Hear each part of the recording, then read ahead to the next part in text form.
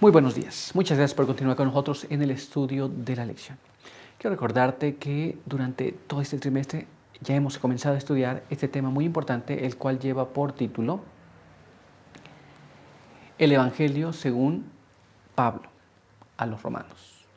Y en esta semana que ya estamos avanzando, tenemos un tema muy interesante, el cual se titula Dios se dirige a los rebeldes. Tema muy interesante. Hemos visto cómo Dios se ha empezado a manifestar.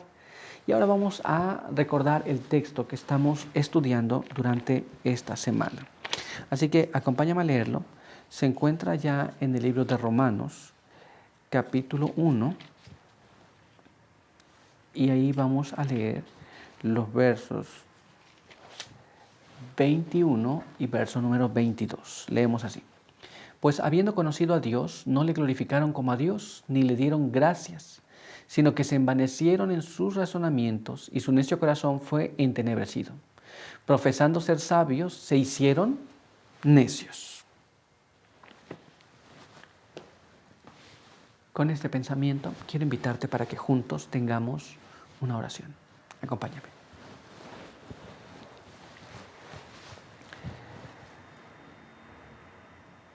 Padre eterno que está en los cielos, santificado sea su nombre.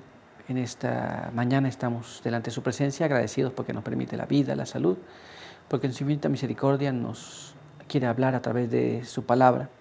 Queremos pedir que nos dé su buen espíritu, nos pueda instruir, pueda hablarnos las cosas que hemos de saber para hoy. Ayúdenos con sus buenos ángeles, bendiga a aquellos que están con nosotros también. En el nombre de Jesús. Amén. Muy bien, así que vamos a continuar con este estudio para el día de hoy.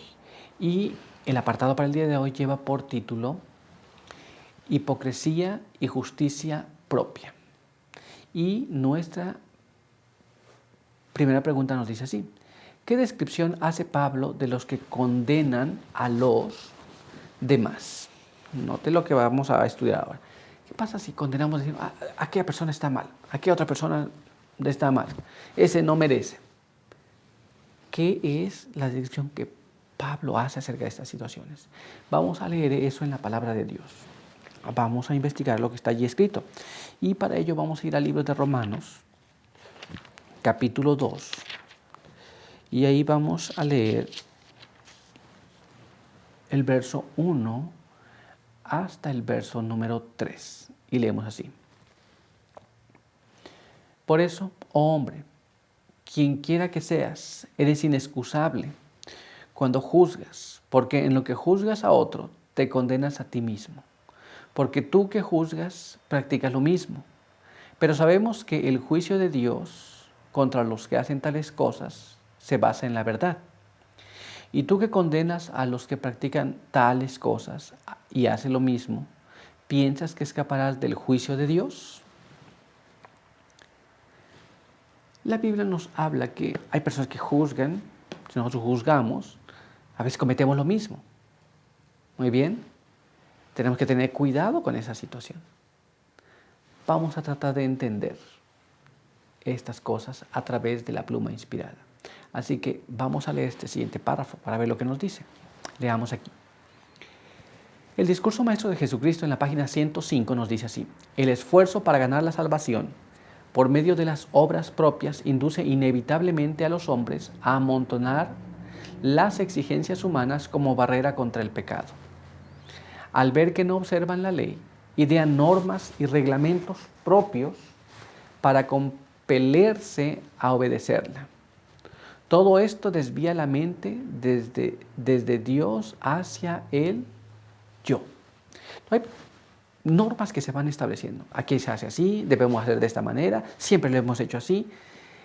Y lejos de acercarnos a Dios, nos alejamos de Dios. Y entonces, como siempre le hemos, ¿cómo se ha hecho? Así como lo hace tal persona. O así como lo hago yo. Entonces ya no estamos viendo a Dios, pero estamos viendo a la persona. ¿Nos damos cuenta?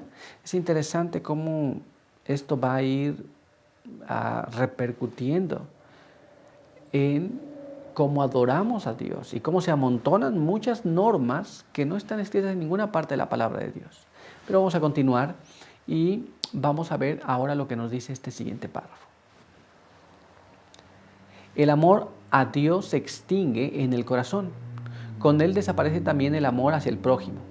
Los defensores de tal sistema humano, con sus múltiples reglas, se sentirán impulsados a juzgar a todos los que no logran alcanzar la norma prescrita en él. El ambiente de críticas egoístas y estrechas ahoga las emociones nobles y generosas y hace de los hombres espías despreciables y jueces ególatras.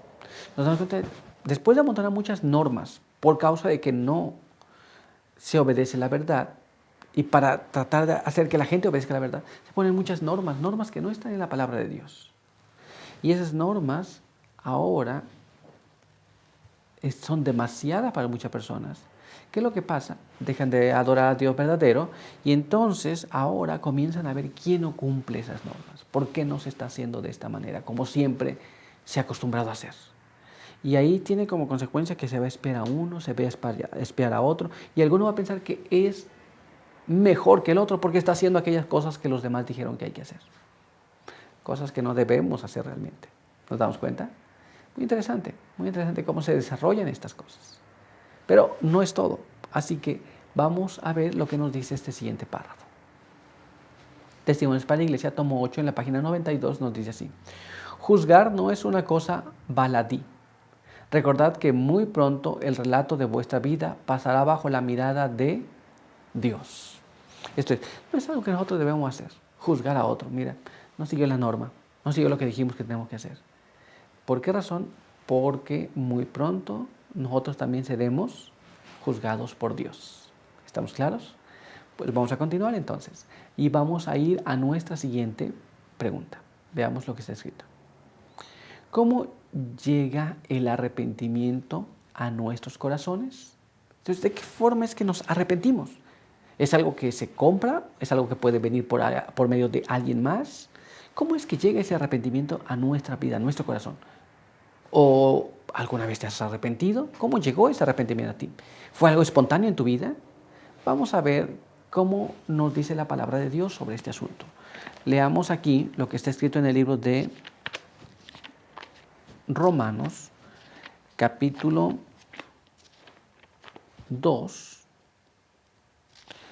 Y ahí vamos a leer el verso número 4. Leemos de esta manera. ¿O menospreciáis la riqueza de su bondad, paciencia y generosidad, ignorando que su bondad te guía al arrepentimiento?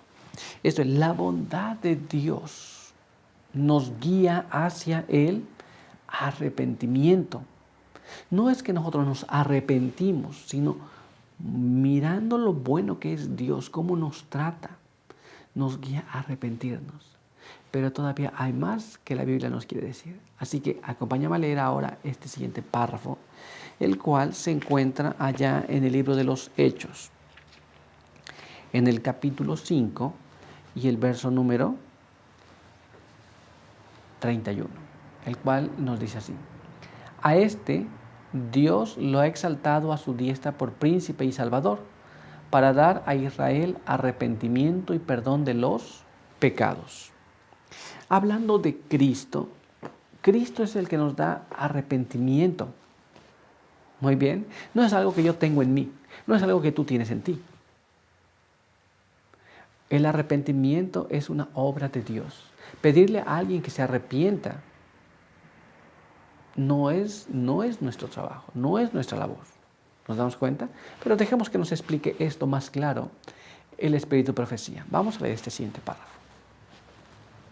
El camino a Cristo en la página 25 y la página 26 nos explican de esta manera.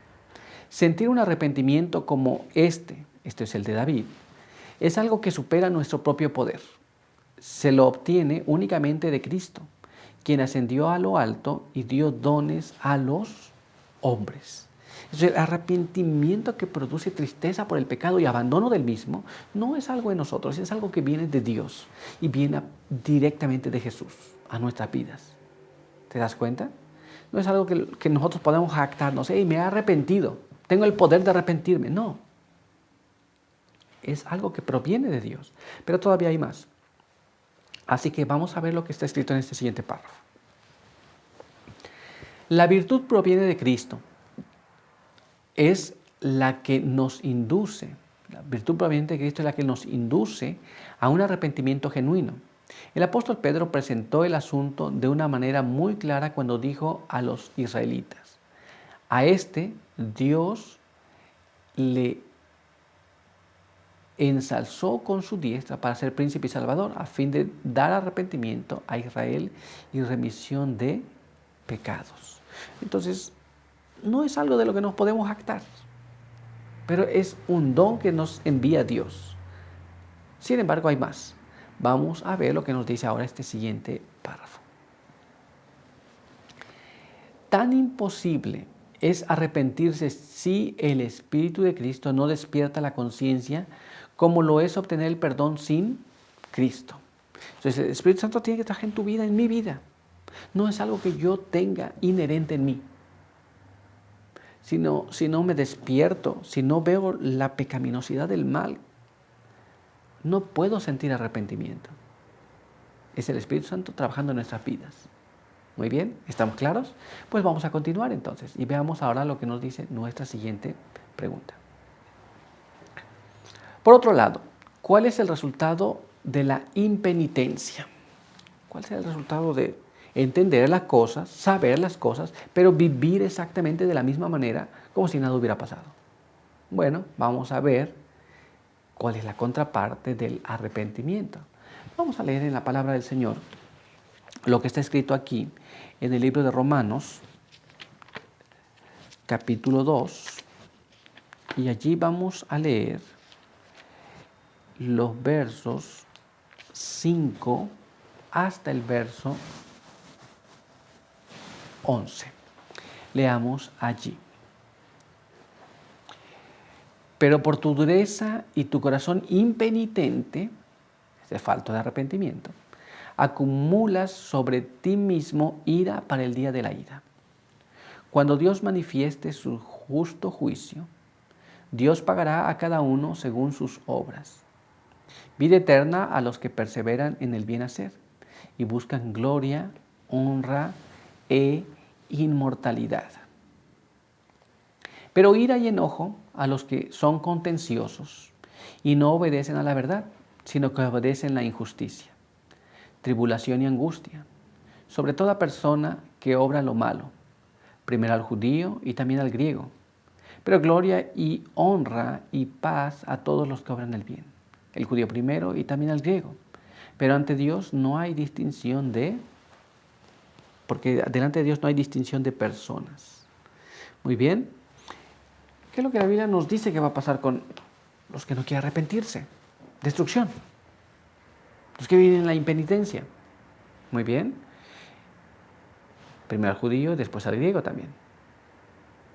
Pero también están las dos partes. Gloria y honra a los que buscan el bien hacer. Destrucción a aquel que persevera en la impenitencia. Veamos cómo nos aclara este asunto el Espíritu de Profecía. En el Conflicto de los Siglos, en la página 509, nos dice así: el objeto de Satanás consiste en tener sumido al pueblo en las tinieblas y en la impenitencia hasta que termine la obra mediadora del Salvador y no haya más sacrificio por el pecado. Entonces, Dios quiere que nosotros no sepamos las cosas. Entre más tiempo pasemos sin saberlas, Satanás quiere que no sepamos estas cosas. Entre menos sepamos, menos nos corregimos. Y Satanás desea que nosotros, si ya las sabemos, si ya las entendimos, si ya las descubrimos, no nos arrepintamos.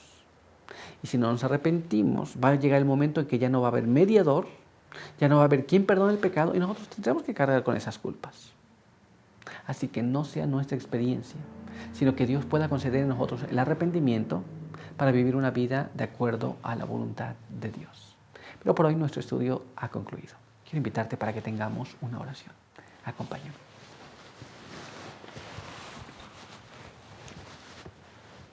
Padre eterno que está en los cielos, santo y bendito sea su nombre. En esta mañana agradecemos por su palabra. Queremos pedir que nos ayude para poder entenderla, para poder vivir de acuerdo a ella y poder cumplir su voluntad. quede con nosotros en el nombre de Jesús. Amén. Muy bien, pues muchas gracias por estar con nosotros. Recuerda que te esperamos aquí el día de mañana. Por hoy, que Dios te bendiga.